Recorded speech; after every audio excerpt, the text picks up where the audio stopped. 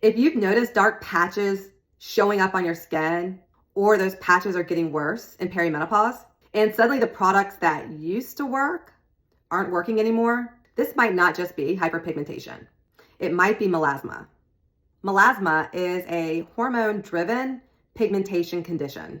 It's not just dark spots on the surface of the skin, it's pigment that's being stimulated from within. It often shows up symmetrically on the cheeks, which is where I have it. It could be on the forehead, on your upper lip, and it can fade and then come back depending on your triggers. A lot of women get their first experience with melasma during pregnancy, and that's not a coincidence. Pregnancy is another time when our hormones, especially estrogen, shifts dramatically. So if you had melasma during pregnancy, like I did, and now you're seeing it again in perimenopause, that connection kind of makes sense, right? These are both seasons of life where our hormones change dramatically, and melasma is very responsive to those shifts. Perimenopause is the perfect storm for melasma. Our hormones fluctuate frequently, our skin becomes more reactive and slower to recover. And for many of us, our body temperature is getting warmer.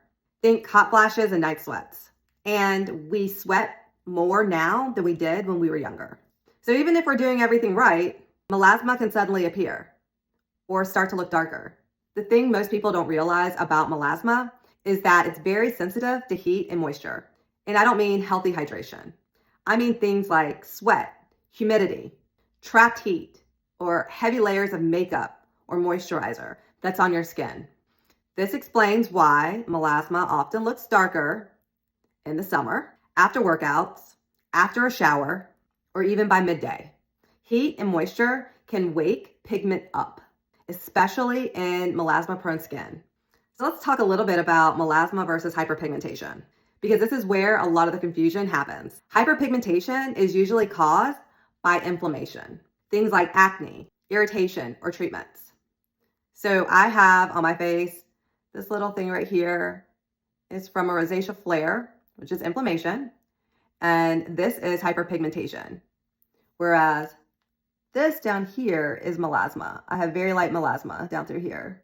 And same on this side. This is hyperpigmentation that is slowly fading, and this is melasma down through here. And this is a childhood scar. Hyperpigmentation tends to show up as individual dark spots, and it often fades with time. Melasma is different. Again, melasma is hormone driven. It shows up symmetrically and is triggered by hormones, by heat, and by the sun.